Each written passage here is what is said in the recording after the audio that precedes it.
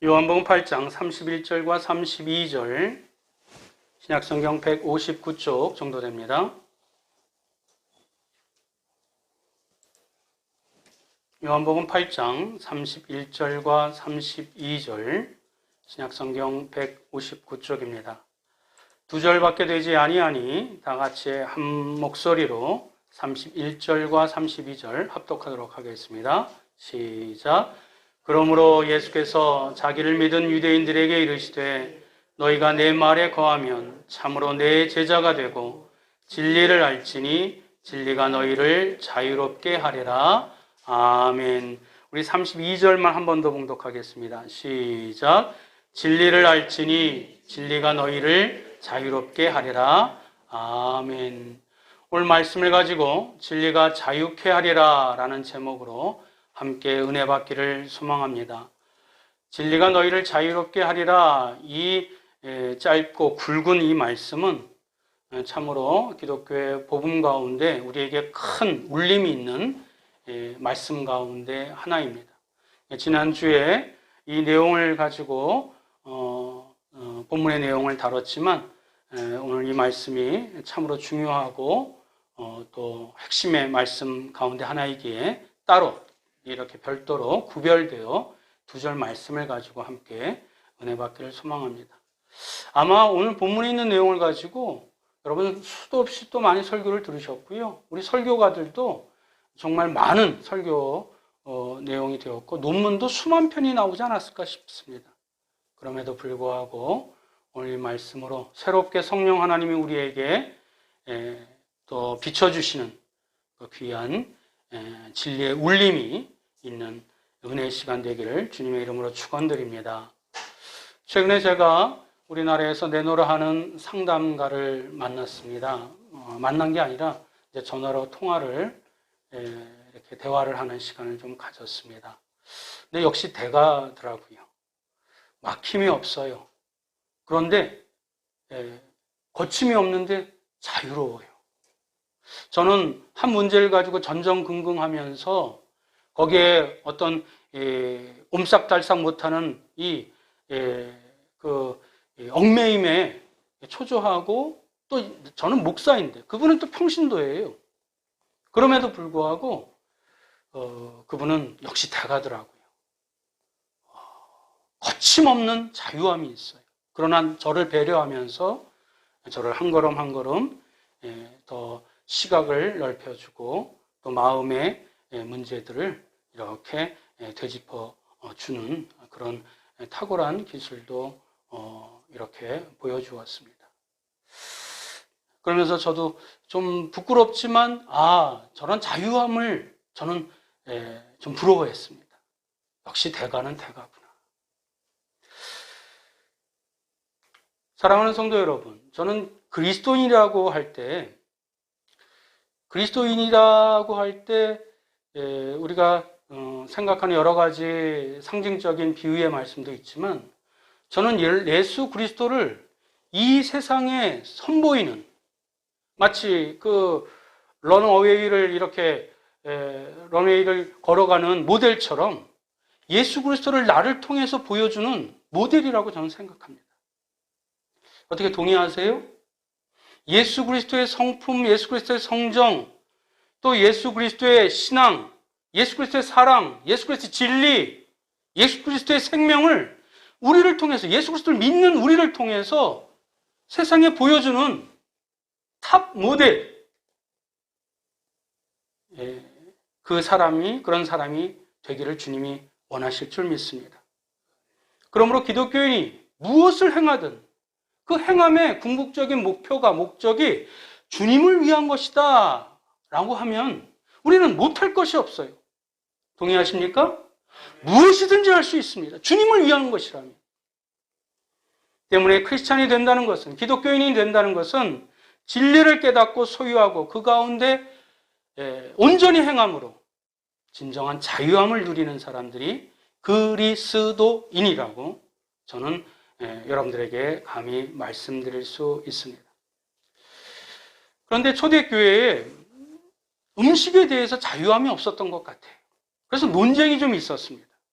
근데 오늘날에도 똑같이 그런 기독교인들이 주님을 위해서라면 모든 것이 자유한데 자유롭지 못하게 하는 그런 부분들이 있어요. 특별히 초대교회에서도 음식에 대한 논쟁이 있었는데 고린도전서 8장 8절에서 11절에 있는 말씀입니다. 우리 다 같이 한번 읽어볼까요? 시작. 음식은 우리를 하나님 앞에 내세우지 못하나니 우리가 먹지 않는다고 해서 더 못 사는 것도 아니고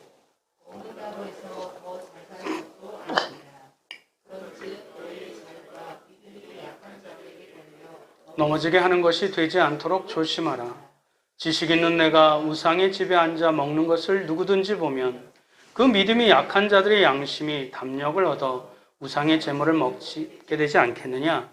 그러면 내 지식으로 그 믿음이 약한 자가 멸망하나니 그는 그리스도께서 위하여 죽으신 형제니라. 아멘. 배경을 알아야 되겠지요. 성경은 문맥을 전후자료를 알아야 된다고 늘 말씀을 드렸습니다. 지금도 이 땅에 우상들이 많지만 그 당시는 더 많았지요.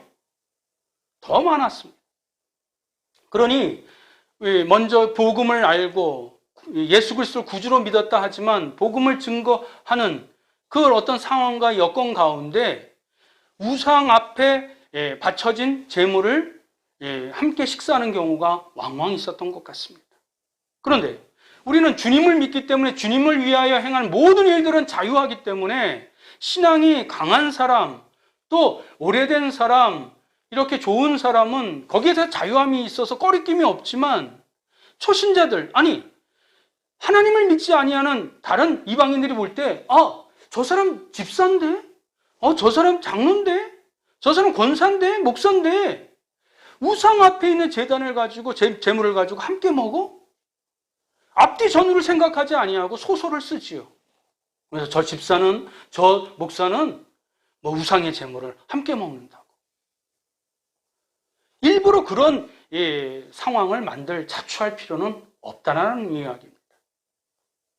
사랑하는 성도 여러분, 음식에 대한 내용, 지금 이 땅에서도 마찬가지로 기독교가 거의 150년의 역사를 우리 이 땅에 복음이 전파된 지 되었는데도 불구하고 이 술, 담배, 이 주초 문제, 음주 문제로 인해서 아직도 자유함을 갖지 못해서 신앙생활에 어려움을 갖고 있는 사람들이 참으로 많아요.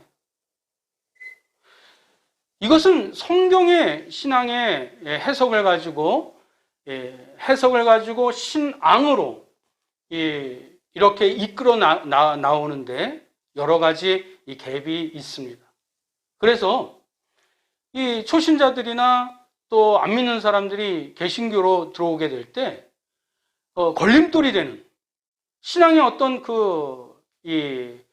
장벽이 되는 그런 부분 가운데 하나가 되어져요.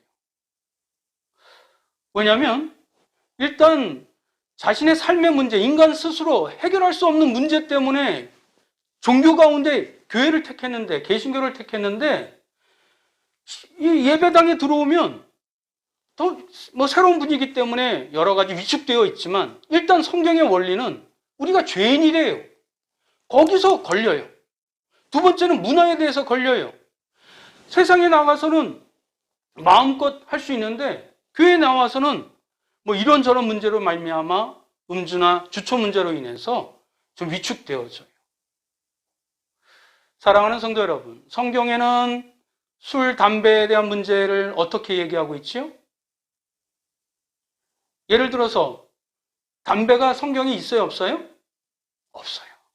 그 시대는 담배가 없었어요. 그 문화는 담배 문화가 아니에요.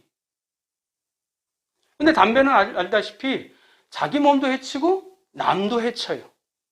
그러니까 성경의 원리가 아니라 사회, 문화, 윤리의 문제로 접근을 하셔야 돼요. 술 문제도 마찬가지예요. 술에 대해서도 긍정적인 부분과 부정적인 부분이 있어요. 약으로서의 술, 또 문화로서의 포도주의 문제, 또 그리고 부부간의 합한 채로서의 사용되는 술, 이런 것들은 허용이 되는데 술 취하지 말라 방탕한 것이라고 성경은 말씀해주고 있고 이걸 신앙으로 이렇게 견인해 나간다면 우리 거룩한 성전이기 때문에 육신의 쾌락과 또 육신의 정욕에 따라서 행하는 것을 우리가 육신적으로는 개신교는 금지하고 있지요. 우리 교회가 몸담고 있는 합동측 교단은 헌법상으로도 음주, 또 주초는 금지하고 있습니다. 근데 타 교단에서는 제가 어느 교단이냐 얘기하지 않겠어요. 술, 담배 문제를 허용해요. 가톨릭도 허용하지요? 가톨릭은 일단은 뭐 성직자가 결혼 문제는 금지되어 있잖아. 사회적, 통념적인, 문화적인, 윤리적인, 암묵적인 동의가 지금 진행되고 있어요. 불교는 어떻습니까? 고기를 먹지 않아요. 윤회사상으로 인해서 내세 끊임없는 이 윤회사상으로 인해서 내가 지금 뱀으로 태어났다가 내가 지금 메뚜기로 태어났다가 다음 생에 낙타로 태어날지 개로 태어날지 알지 못하기 때문에 육식을 금해요. 사회적 암문적인 통념이 이루어졌어요. 이 시대에. 개신교? 타 교단에서 어땠는지 모르겠으나 일단 우리 교단에서는 음주와 주초 문제는 금지하고 있습니다. 그런데 여기서 음식 문제예요. 음식 문제. 고린도전서 8장 13절 다음 절 한번 보겠습니다. 다음 절 읽겠습니다. 시작. 그러므로 만일 음식이 내 형제를 실족하게 한다면 나는 영원히 고기를 먹지 아니하여 내 형제를 실족하지 않게 하리라. 지금 그 고기를 나는 먹을 수 있다는 얘기예요? 없다는 얘기예요? 제단 위에 고기를 먹을 수 있다는 얘기예요? 없다는 얘기예요? 먹을 수 있지만 그것이 내 형제를, 그 믿음이 약한 자나 그 초신자가 그것으로 말미암아, 음식으로 말미암아 실족하게 된다면 나는 고기를 먹지 않겠노라. 이것은 무엇을 얘기하고 있습니까? 자기가 고기를 먹는, 제사상의 고기를 먹는 자유를 지금 박탈한 것인가요? 아닙니다. 자유를 박탈한 것이 아니라 그 형제를 얻을 수 있도록 사랑을 실천한 것입니다. 성경은 율법적으로 적용하지 아니하고 그 형제가, 그 사람도 내가 피 흘려 산 형제니라, 사람이니라, 영혼이니라, 거기에 초점을 맞추고 있어요. 그래서 우리 기독교인들이 그런 부분에서 음주 문제와 주초 문제를 다루고 있는 것입니다. 사도 바울이 사회문화 윤리적 기준은 믿음과 지식이 약한 이웃과 타인에게 있었던 것입니다. 즉 믿음이 성숙되어지고 또 건강한 사람의 자유가 약한 사람들의 걸림돌이 되지 아니하도록 하는데 그 말씀에 초점이 있게 되는 것입니다. 로마서 14장 13절 한번 읽어볼까요? 다 같이 읽어봅니다. 시작. 그런즉 우리가 다시는 서로 비판하지 말고 도리어 부딪힐 것이나 거칠 것을 형제 앞에 두지 아니하도록 주의하라. 14장 21절도 있습니다. 고기도 먹지 아니하고 포도주도 마시지 아니하고 무엇이든지 내 형제로 거리끼게 하는 일을 아니함이 아름다우니라. 이것이 사도 바울을 초월하여 성령님이 우리에게 말씀하고 있는 고차원적인 신앙의 덕목을 음식을 통해서 우리에게 표현한 자유함의 또 다른 외침이라고, 가르침이라고 저는 생각합니다. 그렇다고 해서 내가 지금 주초를 하고 있으니 이걸 다 끊은 다음에 교회를 나가야 되겠다. 그것은 또 다른 교만의 표현이에요. 있는 모습 그대로 오세요. 진리를 알지니 진리가 너희를 자유케 하리라. 그때에 주님 앞에 우리가 그 말씀을 붙잡고 그 말씀 안에 우리가 녹아지고 그 말씀을 붙잡고 진리가 우리를 자유케 할 때까지 주님을 바라보고 주님 안에 있어야 될 줄 믿습니다. 사도 바울의 가르침에서 한국 기독교인들이 음식과 음주 가무에 대한 문제에 대한 사회 윤리적인 기준을 분명하게 우리는 찾아야 된다는 것입니다. 그래서 사도 바울은 우상의 제단 위에 놓인 음식에 대한 논쟁을 다음과 같이 정리합니다. 고린도전서 10장 23절과 로마서 같이 읽습니다. 시작. 모든 것이 가하나 모든 것이 유익한 것이 아니요 모든 것이 가하나 모든 것이 덕을 세우는 것은 아니니 하나님의 나라는 먹는 것과 마시는 것이 아니요 오직 성령 안에 있는 의와 평강과 희락이라. 할렐루야. 하나님의 나라는 먹는 것과 또 마시는 것이 아니요. 이 음식의 문제에 해당되는 것이 아니요.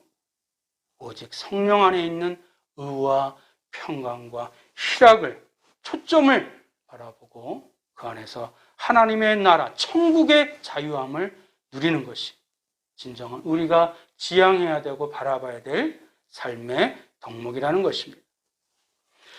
이제 본론으로 들어가서 성경에 나타난 거의 한 15,000개의 단어를 예를 들고 있는데 거기에 압축해서 한 개의 단어로 요약한다면 가장 중요하고 핵심되는 단어가 무엇이라고 생각하십니까? 아마 여러 개의 단어들이 생각날 수 있겠지만 저는 여러분들에게 구원이라고 말씀드릴 수 있습니다. 성경 자체가 구원을 위해 우리에게 주어진 하나님의 거룩한 진리의 책이에요. 또 성경의 내용이란 자신이 피조했지만 끊임없이 사랑하여, 아니 자기의 독생자까지 내어줄 만큼 아낌없이 사랑한 사랑의 히스토리예요. 그리고 다시 죄악 가운데 이렇게 멸망당할 수밖에 없는 존재를 다시 회복하는 구원의 메시지가 성경의 연애편지 아니겠습니까? 그러므로 구원은 그걸 뒤집어 보면 자유함입니다. 동의하십니까? 구원의 또 다른 이름이 무엇이라고요? 자유인 것입니다. 그럼 예수 그리스도 안에 진리로부터 얻게 되는 자유는 도대체 어떤 자유일까요? 간략하게 몇 가지로 추론하겠습니다. 나중에 다 시간이 되면 하나씩 또 디테일하게 하겠지만 오늘 간략하게 성경이 말씀하고 있는 그 구원의 메시지 가운데 담겨져 있는 자유, 그것은 첫 번째 죽음으로부터의 자유를 얘기해 주고 있습니다. 무엇으로부터의 자유라고요? 죽음으로부터의 자유입니다. 애나 어른이나 늘 말씀드리지만 가장 위협의 폭력의 극치가 뭐죠? 너 죽을래야. 그러니까 인간이 죽음은 끝이라고 생각하기 때문에 죽음을, 그것이 육신의 질병이든 아니면 노안이든 아니면 가난이든 어떤 억압이든 고독이든 마지막에 궁극적인 그 극단적인 그 마지막 그 정점이 죽음이라고 생각하고 있기 때문에 극심한 고통과 그 두려움에 휩싸이게 되어지죠. 그런데 성경은 무엇으로부터의 무엇으로부터의 죽음을 얘기하고 있습니까? 죄로부터의 죽음을 얘기를 해주고 있어요. 하나님은 절대 선이고 절대 거룩이고 절대 의가 되시기 때문에 한 점 죄가 있어요? 없어요? 없으세요. 그러니까 내가 어떠한 조금만 티끌 같은 죄를 갖고 하나님을 만날 수 있어요? 없어요? 없어요. 죄의 결국은 뭐예요? 사망이기 때문에 그렇습니다. 심판이기 때문에 그렇습니다. 죄인에게는 반드시 죽음의 심판이 주어지기 때문에 그렇습니다. 그러나 구원자이신 예수 그리스도께서 우리의 죄를 대속하여 주신 거로 우리는 예수 그리스도 안에서 영원한 생명을 얻게 되는 것입니다. 할렐루야. 이것을 믿는 자는 죽음으로부터의 자유함을 얻게 되는 것이에요. 그러니 그리스도인에게 있어서는 사실상은 죽음이 없어요. 왜냐하면 그리스도인에게서 죽음은 뭐예요? 육체 껍질을 벗어던지고 영원한 생명으로 들어가는 관문이기 때문에 그렇습니다. 영광의 관문이기 때문에 그렇습니다. 믿으십니까? 그래서 우리가 죽음 앞에 타협하지 않습니다. 참된 그리스도인들은 뇌물에 우리가 타협하지 않습니다. 어떠한 상황 가운데 타협하지 않습니다. 왜? 최고의 무기가 죽음인데 그 죽음을 뛰어넘는 초월한 그런 자유함이 있기 때문에 그렇습니다. 이것을 믿는 그리스도인은 언제나 죽음의 공포로부터 자유함을 얻습니다. 죽음이 아니요, 죽음이 도리어 영원한 생명이 됨을 알기 때문에 그렇습니다. 참된 그리스도인들은 다음의 말씀, 요한복음 11장 25절, 26절, 부활절은 지났지만 이 말씀을 진정한 평안함 가운데, 자유함 가운데 이 말씀을 선포합니다. 우리 다 같이 한번 읽겠습니다. 시작. 예수께서 이르시되 나는 부활이요 생명이니 나를 믿는 자는 죽어도 살겠고 무릇 살아서 나를 믿는 자는 영원히 죽지 아니하리니 이것을 내가 믿느냐? 할렐루야. 아멘. 이 말씀에, 이 진리에 우리가 녹아지고 붙잡게 될 때 죽음으로부터의 두려움을 해방되어져 참된 자유함을 누리게 되는 것입니다. 두 번째 자유함은 율법으로부터의 자유입니다. 뭐로부터의 자유? 율법으로부터의 자유입니다. 율법은 성경에 나타나 있는 구약이나 신약이나 마찬가지로 모든 율법은, 신약은 이제 복음으로 우리가 해석되어지고 있지요. 그럼 나중에 율법과 복음도 좀 비교를 해야 되지 않겠습니까? 율법은 우리로 하여금 모든 그 규칙과 그 법도를 지키도록 요구하고 있습니다. 그러니 유한한 인간의 그 노력과 의지로는 모든 율법을 지킬 수가 있어요, 없어요? 지킬 수 없어요. 지키려고 하면 할수록 마치 그 늪에 이 구렁텅이에 빠지는 것처럼 더 허우적거리고, 아니 더 죄책감에 허덕이고 내 의지로 내 노력으로 그것을 해결할 수 없으니 더 초라해지고 더 망가지고 더 핍절되어지게 되는 것입니다. 그러나 예수님께서도 율법을 경시하거나 소홀히 하지 말라고 말씀해 주고 있습니다.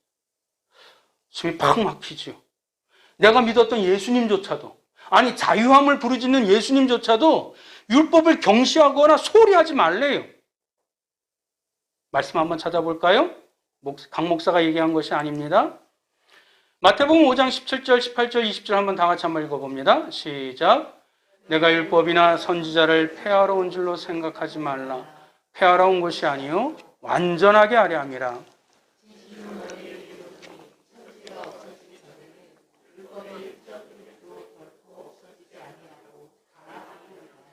내가 너희에게 이르노니 너희 의가 서기관과 바리새인보다 더 낫지 못하면 결코 천국에 들어가지 못하리라. 추상과도 같은 주님의 말씀입니다. 예수님조차도 완전 무결한 율법의 이행을 우리에게 엄숙하게 촉구하셨습니다. 그러면 아까 말씀드렸던 율법과 복음의 차이를 우리가 좀 알아야 되겠지요. 율법은 뭐예요? 그냥 율법의 규칙, 그 헌법 안에 우리를 그냥 내어 던진 거예요. 네가 알아서 해라. 율법은 그겁니다. 기어 올라와라. 네가 그 율법을 다 준수하고 이행할 수 있도록 하도록 네가 애를 써봐라. 내어 던진 거예요. 근데 복음은 무엇이죠? 1.1획도 피하지 아니하고 그것을 온전히 이룰 수 있도록 예수 그리스도 당신께서 당신의 능력으로 당신의 은총으로 우리를 도와주겠노라. 할렐루야. 이것이 복음입니다. 그래서 복음을 붙잡는 자는 비록 내가 부족하지만, 우리가 지금 번듯하게 양복 입었지만 내가 내 자신을 알잖아요. 내가 얼마나 초라하고 추악한지 알잖아요. 이 강목사조차도 하나님 앞에 죄인이라는 거 누구보다도 잘 알고 있거든요. 그러나 나를 위해 돌아가신 예수 그리스도 그 십자가가 있기에, 그 사랑이 있기에, 그 말씀이 있기에, 그분이 나를 우리를 붙잡고 있기에 그분의 사랑과 은총으로 한 걸음 한 걸음 초신자에서 또 성장되어지고 성숙되어지고 성화되어질 수 있도록 하나님 존전 앞에서 한 점 부끄러움이 없는 그날까지 내가 너를 도와주겠노라. 이것이 십자가의 복음의 차이 아닙니까? 이 복음을 아는 자, 이 진리를 깨달은 자가 진리가 우리를 자유케 하시는 것입니다. 우리의 부족한 부분과 우리의 그 죄된 그 본성조차도 당신의 의로 채워주셔서 예수 그리스도의 십자가로 말미암아 그 복음 안에서 그 율법이 완성되어지는 영광을 목도하고 체험하여 마치 이 상담가의 대가처럼 신앙의 대가로 진정한 자유함으로 우리 주님을 언젠가 그날 얼굴을 맞대는 것처럼 다시 보게 될 줄 믿습니다. 로마서 8장 1절 2절 다 같이 한번 읽어봅니다. 시작. 그러므로 이제 그리스도 예수 안에 있는 자에게는 결코 정죄함이 없나니 이는 그리스도 예수 안에 있는 생명의 성령의 법이 죄와 사망의 법에서 너를 해방하였음이라. 할렐루야. 이 말씀이 내 인생 가운데 흔들리지 아니하는, 왜곡되지 아니하는 진리의 말씀으로 굳건히 세워져서 진리 안에 참된 자유를 누리시길 축원드립니다.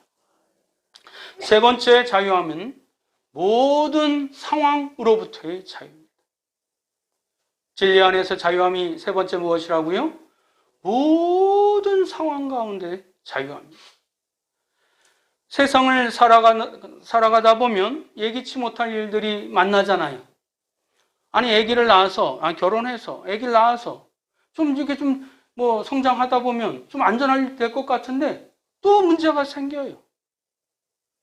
또 다른 문제가 계속 이렇게 파생적으로 예기치 못한 문제들이 생깁니다. 그런데 우리 그런 문제를 맞닥뜨렸을 때, 그것이 건강의 문제든 또 어떤 물질의 문제든 또 신앙의 문제든, 그런 문제를 만났을 때 우리가 좌절하고 실망하고 낙담하는 이유가 무엇이지요? 그 문제가 커서? 그걸 해결할 수 있는 능력이 내가 부족해서? 근데 우리가 신앙의 눈으로 바라보게 되면 모든 삶의 주관자이신, 섭리자이신 주님을 우리가 망각하고 있기 때문에 그렇습니다. 모든 이 상황과 이 문제의 주관자이신 그분이 예수 그리스도라는 것을 우리가 치매에 걸려서 잊어버릴 때 그런 낙담과 좌절과 또 그런 주저앉게 되어버리는 것입니다. 사랑하는 성도 여러분, 예수 그리스도가 자기의 피로, 자기의 목숨으로 우리를 살리셨다면 우리를 그런 조그만 문제 가운데 내버려 두시겠습니까?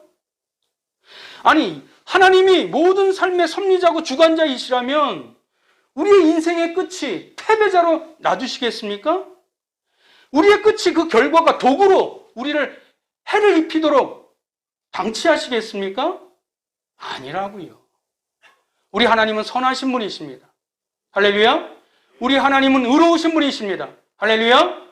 그분을 신뢰하게 될 때 지금의 상황을 통하여 하나님의 뜻과 섭리가 있음을 우리가 믿음으로 깨닫고 마침내 정금같이 나와 하나님께서 예비하신 의로운 더 거룩한 그 선물로 우리를 채워주시고자 그 섭리를 주관하여 주신 분이 하나님이요, 그것을 주관하여 주신 분이 예수 그리스도인 것을 깨닫고 우리가 그 상황 가운데 벗어나도록 친히 인도하여 주시는 그분을 우리가 잊어서는 안 될 줄 믿습니다. 제 개인적인 이야기지만 우리 앞에 일부 예배 때도 말씀을 드렸지만 우리 강승규 집사님 오른쪽에 실눈이 이제 실명이 되어서 그래도 지금 의사가 많이 회복이 되어지고 있대요. 근데 이해가 안 돼. 실명인데 회복이 되어져. 이게 말이 안 되죠. 그런데 눈이 완전히 오른쪽 눈이 이렇게 하나도 안 보이는데 깜깜했는데 지금은 어렴풋하게 안개 속에 구체적으로 그분이 말씀하시는 게 수면 아래에서 3m에서 그 수면 위를 바라볼 때 그 어릿하는 거 있죠? 그렇게 오른쪽 눈이 보인대요. 할렐루야. 회복된 거지. 어느 정도는 완전히 안 됐지만 수술이 안 된대요. 현대의학으로서. 근데 그분이 하시는 말씀이 목사님 왼쪽 눈으로 그래도 성경을 볼 수 있잖아요. 저는 한 대 맞았습니다. 제가 부끄럽더라고요. 그분은 한쪽 눈으로라도 이 상황 가운데에서도 하나님을 의지하는 그 믿음이 저를 부끄럽게 했습니다. 제 개인적인 시간이 좀 많아서 알겠지만 제가 중학교 때 우리 아버지가 하시는 일들만 다 안 됐어요. 그냥 사춘기 때잖아요. 또 신앙에 이 삶 가운데 격변기잖아요. 참으로 많이 좀 어려웠습니다. 힘들었습니다. 제가 여의도 중학교를 나왔는데 여의도 중학교 학생 중에 신문 배달하는 사람은 유일하게 저밖에 없었어요. 그러니 삶에 대해서 늘 부모님, 늘 상황, 늘 친구랑 비교하면서 그 마음속에 그 잠재되어 있는 분노가 참 많았습니다. 하나님 신앙생활은 모태신앙이니까 해야지. 하나님에 대해서 원망도 하고 좌절도 하고 막 퍼붓기도 하고. 그러다가 주일날 우리 교육전도사님이 설교 시간에 해주신 말씀이 저를 자유롭게 했습니다. 그 말씀이 로마서 8장 2절 말씀입니다. 우리 다 같이 한번 읽어볼까요? 시작. 우리가 알거니와 하나님을 사랑하는 자, 곧 그의 뜻대로 부르심을 입은 자들에게는 모든 것이 합력하여 선을 이루느니라. 저는 이 말씀 붙잡고 듣고 펑펑 울었습니다. 기뻐서 울었습니다. 이 말씀을 붙잡고 있으면 언젠가 하나님께서 다 되돌려 주시겠지. 회복시켜 주시겠지. 그 어린 마음에 이 말씀 붙잡고 그 뒤에 고등학교 갔을 때, 또 대학교 재수하고 삼수했을 때 여러 가지 계속 어려움들은 있었지만 그러나 이 말씀이 저를 더 견고하게 했었고 저를 더 굳세게 했었고 더 큰 어려움이 만났을 때마다 언젠가 이 모든 것이 협력하여 선을 이뤄내시는 하나님의 뜻이 있음을 조금도 의심하지 않았습니다. 사랑하는 성도 여러분, 이제 말씀을 맺겠습니다. 그러나 주님께서 십자가에 매달려 돌아가셨다고 그 자유함이 이 땅 가운데 계속 꾸준히 지속되지는 않아요. 그래서 주님이 말씀하여 주십니다. 갈라디아서 5장 24절, 우리 5장 1절 두 구절 다 같이 한번 읽어봅니다. 시작. 그리스도 예수의 사람들은 육체와 함께 그 정욕과 탐심을 십자가에 못 박았느니라. 그리스도께서 우리를 자유롭게 하려고 자유를 주셨으니 그러므로 굳건하게 서서 다시는 종의 멍에를 매지 말라. 사랑하는 성도 여러분, 예수 그리스도가 우리의 죄 때문에 십자가 매달려 돌아가신 구원자이심을 믿으십니까? 아멘. 그러나 그 자유함으로 인해서 우리가 아직도 그 십자가에 못 박지 못한 우리의 정욕이 있고 우리의 욕심이 있고 우리의 나쁜 습관이 있고 못된 자아가 있습니다. 그것을 끊임없이 주님이 못 박힌 그 십자가에 그것을 하나씩 못 박는 작업, 그것이 자유함을 누린 이 참된 그리스도인들의 숙제인 것입니다. 갈라디아서 5장 1절, 그리스도께서 우리를 자유롭게 하려고 무엇을 주셨어요? 자유를 주셨으니 이미 주셨어요. 할렐루야. 자유를 주셨는데 그러므로 굳건하게 서서 다시는 돌아가지 마라. 다시는 종의 노예가 되지 마라. 다시는 그 동일한 습관이나 죄의 그 멍에를, 둘레를 씌우지 마라. 그러기 위해서는 굳건히 서야 되는 경건의 그 훈련들이 필요하다는 것입니다. 결국 참 자유란 진리의 말씀의 경건의 훈련을 통해서만 그 자유함이 꾸준히 지속되어지고 그리고 그 자유함이 더 영역을 넓혀지게 되는 것이고 앞서 칼럼에도 쓰였던 것처럼 조그만 빗줄기가 물줄기가 강으로 흘러가고 저 5대양 6대주로 흐르는 대양으로 흐르는 그 은혜의 자유함을 온전히 맛보게 될 줄 믿습니다. 사랑하는 성도 여러분, 기억하십시오. 훈련 없는 경건의 훈련이 없는 자유는 위장된 무질서입니다. 위장된 가식입니다. 위장된 방종일 뿐입니다.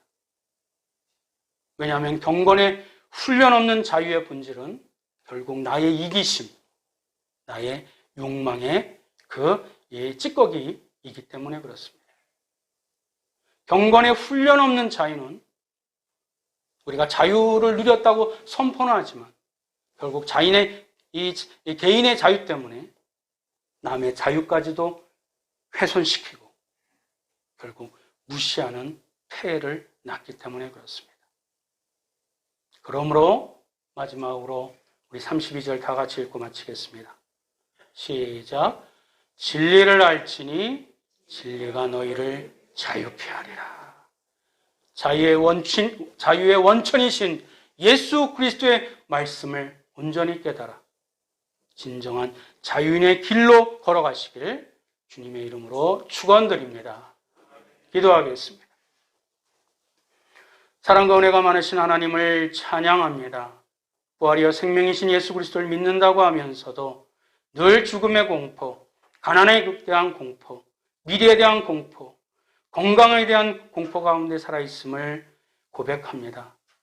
주님께서 날 죄에서 구원해 주셨음을 입으로는 고백하면서도 매번 세상의 짐과 무게, 죄의 멍에의 죄책감에 벗어나지 못하고 제자리에 맴돌고 있음을 용서하여 주옵소서.